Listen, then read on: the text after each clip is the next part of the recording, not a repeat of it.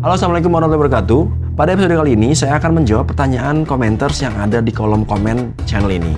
Pertanyaannya adalah bagaimana cara membuat perpindahan multi angle tetapi terkesan smooth dan tidak membuat orang terkejut.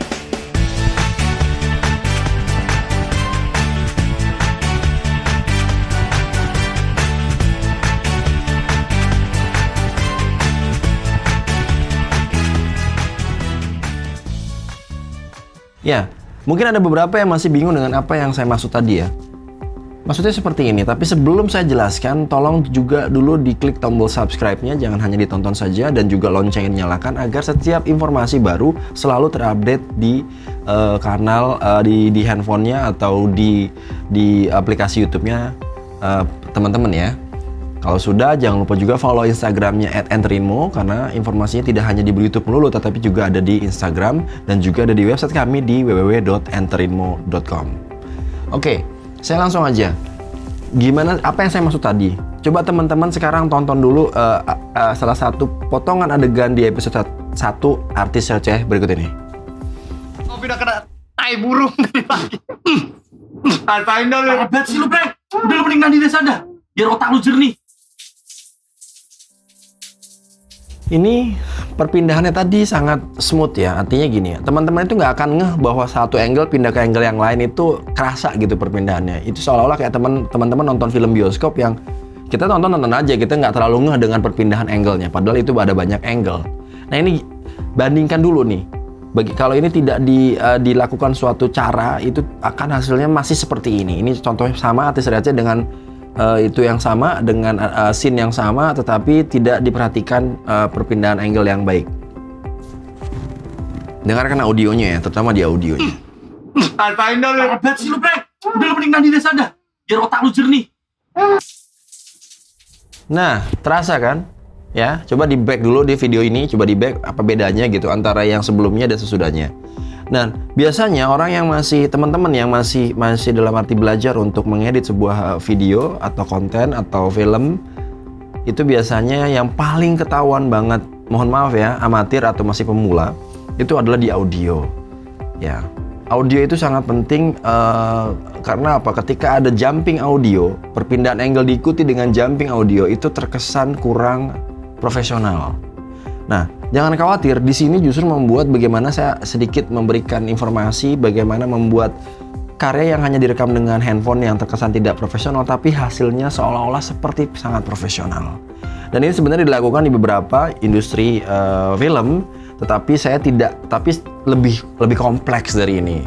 Di sini saya hanya mengambil beberapa part penting krusialnya aja, supaya teman-teman yang hanya menggunakan handphone ini dapat paling tidak mendekati apa yang teman-teman tonton yang kita sebut film itu. Ya, ketika teman-teman buat, ini bisa teman-teman siasati. Yang pertama sebenarnya teman-teman harus dulu nonton konten saya yang berkaitan dengan bagaimana cara mengambil angle, bagaimana multicam, bagaimana mengambil shot-shot itu sudah dijelaskan di konten yang sebelumnya. Jadi jangan sampai teman-teman, ya saya kalau ada pertanyaan pasti saya jawab, tapi jangan sampai pertanyaannya itu sebenarnya sudah ada jawabannya di konten sebelumnya.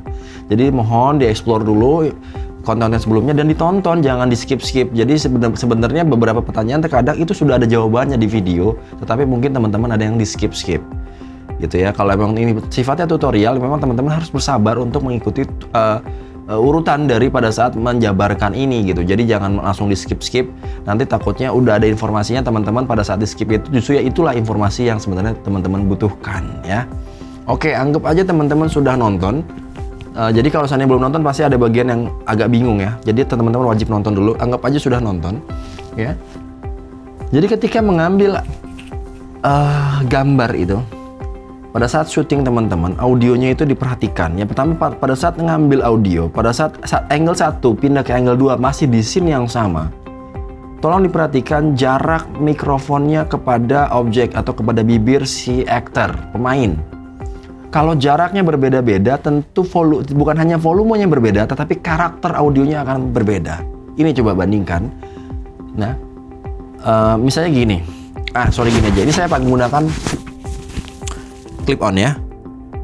Misalnya teman-teman saya menggunakan, walaupun saya berpindah-pindah kamera, tetapi mic-nya tetap di sini, Ya, sorry, copot. Ya. Tetapi mic-nya tetap di sini.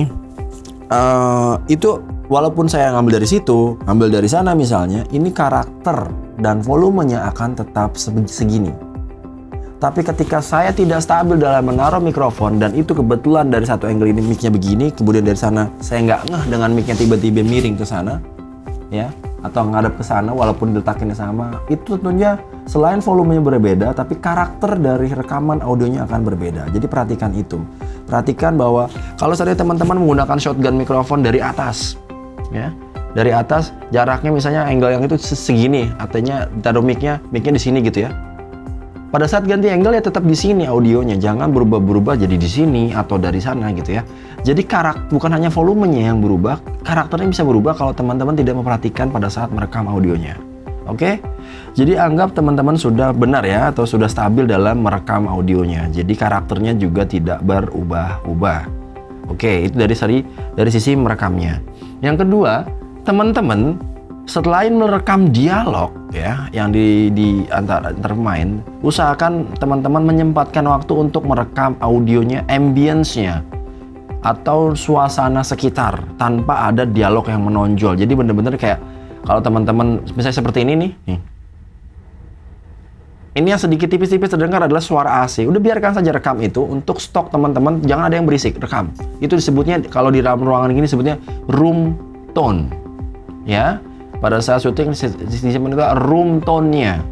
Kalau teman-teman di outdoor itu ambience outdoornya seperti apa, tapi jangan sampai ada dialog-dialog yang menonjol atau suara noise-noise yang terlalu tinggi. Jadi benar-benar kayak suara angin, suara semilir-semilir itu direkam. Ya katakanlah 2-3 menit untuk stok ya. Jadi tanpa ada dialog. Itu namanya room tone atau ambience, direkam dulu audionya. Nanti akan saya jelaskan gunanya untuk apa.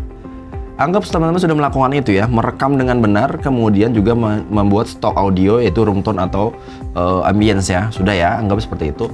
Baru nanti pada saat teman-teman mengedit, nah ini harus teman-teman perhatikan. Pasti minimal ada ya, katakan untuk pindah angle kita cukup menggunakan 2 angle saja, angle 1 dan angle 2 katakan seperti itu. Ya, ingat audionya harus sama karakternya. Itu adalah pada saat syuting harus diperhatikan. Nah, pada saat kita masuk ke media editing ya.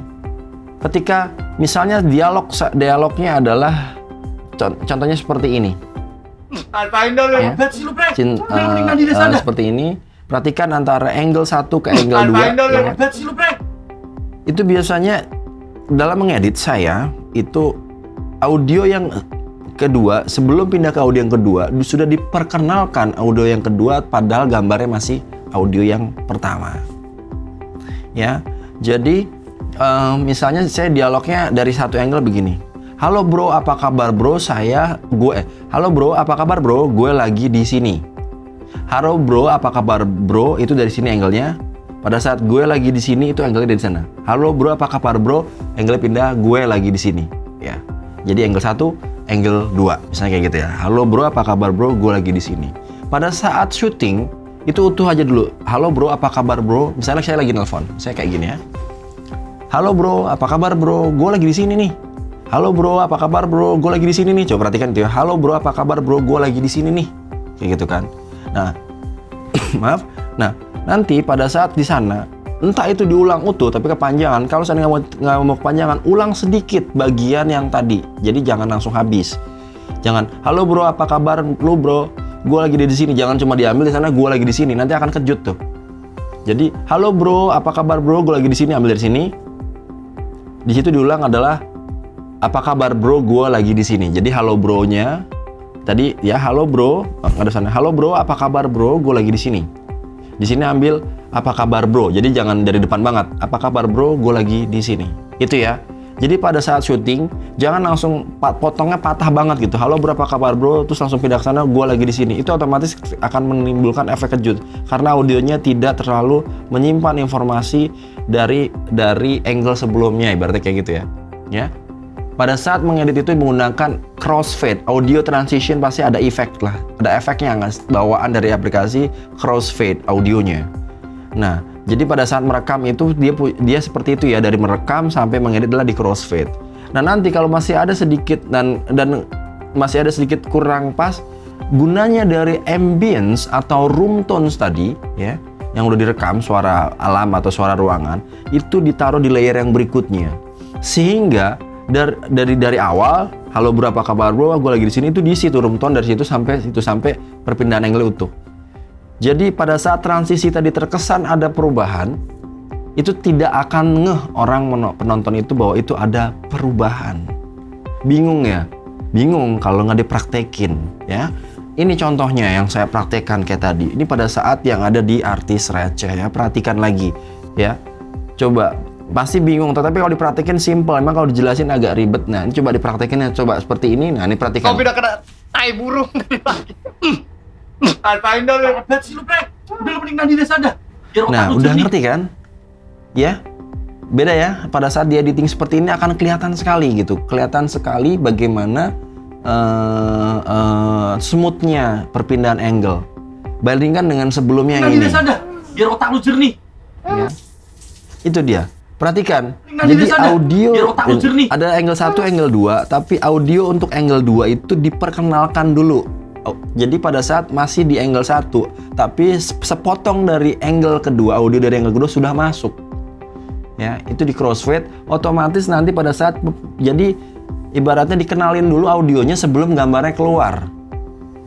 Audio dari angle kedua itu sudah diperkenalkan sebelum gambarnya keluar, sehingga itu transisinya akan lebih smooth. Kalau teman-teman perhatikan beberapa film, saya tidak akan tampilkan ke sini atau copyright ya. Pasti teman-teman pernah ngelah ketika sebuah film misalnya dari sebuah dialog di dalam restoran, tiba-tiba dia scene-nya pindah ke pantai. Pada saat itu masih gambar di restoran, ada orang dialog, itu suara ambaknya dikenalin dulu. Atau suara motor dulu deh, atau suara apa. Baru pindah ke angle berikutnya. Rasain dong lu. Hebat sih lu, Brek. Udah lu mending nanti desa dah. Biar otak lu jernih. Sehingga itu akan terkesan natural, perpindahannya tidak mengejutkan. Jadi jangan begitu gambarnya ini tiba-tiba ganti, audionya juga karakternya berubah, itu kan terkejut, kok kayak patah-patah ya. Biar otak lu jernih. Biar otak lu jernih. Tetapi kalau dikenalkan dulu itu, otak kita akan menerima bahwa itu sangat natural dan smooth perpindahannya ya. Jadi kalau ada teman-teman nanya gimana cara pindah angle itu bukan urusan gambar aja, tetapi audionya juga menjadi penting ya. Karena pada saat ini kok waktu itu ada yang bertanya, tetapi bertanyanya kayak enggak, ini urusannya gambar. Iya, urusan gambar memang, tetapi untuk menghasilkan suatu film itu terkesan smooth, itu cuman bukan hanya gambar yang berperan menciptakan itu kejut, patah-patah atau halus atau tidak, tetapi audio Anda juga sangat berpengaruh ya. Itu aja sudah saya jelaskan gimana cara membuatnya, silahkan dipraktekkan. Softwarenya bisa apa aja. Kalau seandainya dari handphone, saya tidak pernah pakai software handphone, tapi kalau dari laptop atau komputer yang gratis menggunakan DaVinci, silahkan dipraktekkan sendiri dan silahkan dikorek-korek tuh, dicoba-coba kayak gitu bagaimana apa yang saya maksud. Di sini saya hanya memberikan sebuah contoh cara, sedangkan hasilnya adalah tergantung bagaimana teman mengeksplorasi itu informasi yang saya sampaikan. Karena pun saya juga belajarnya melalui YouTube, melalui tutorial yang ada di Google yang saya search segala macam, dan akhirnya saya bisa membuat ini, dan ini saya bagikan supaya teman-teman yang mungkin masih kesulitan untuk menemukan gimana caranya, dengan menonton tayangan ini teman-teman akhirnya mendapatkan gambaran. Begitu ya. Itu dulu untuk sharing kali ini, udah cukup panjang waktunya nih. Jangan lupa di channel ini tidak hanya ada tutorial soal film, tetapi ada ngobrol-ngobrol dengan pakar, dengan orang terkenal, dan juga ada film pendek, ada series baik yang dibuat menggunakan kamera profesional maupun yang dibuat hanya direkam menggunakan smartphone ya. Nah, tapi tutorial di sini adalah bagi teman-teman yang memang memiliki keterbatasan tetapi ingin hasilnya luar biasa ya. Dipraktekin, jangan cuma didengerin kemudian berpikir susah. Kalau nggak dipraktekin itu nggak bisa. Dan ingat, bikin karya itu dari jelek dulu, jangan maunya langsung perfect. Kalau maunya langsung perfect itu nggak akan pernah bikin karya. Oke? Dan bagikan ini kepada semua orang yang menurut Anda sebagai ini informasi yang baik, dan komentarlah yang baik-baik. Kalau ingin ada pertanyaan silahkan komentar, tapi komentar yang baik-baik bukan hanya karena untuk saya, karena saya dilindungi oleh undang-undang ITE, bukan, tetapi bukan hanya itu ya, tetapi YouTube itu kan yang akses bukan hanya orang-orang seusia kita, bisa jadi anak-anak. Kalau anak-anak baca kemudian membaca kata-kata yang tidak baik, kita akan, apakah kita sebagai contoh bangsa ini gitu untuk memberitahu kepada anak-anak begitulah bersikap di dunia maya, kan enggak gitu kan. Masa depan bangsa ini ditentukan juga oleh generasi penerusnya. Jangan sampai kita menularkan sesuatu yang tidak baik kepada generasi penerus kita, gitu ya.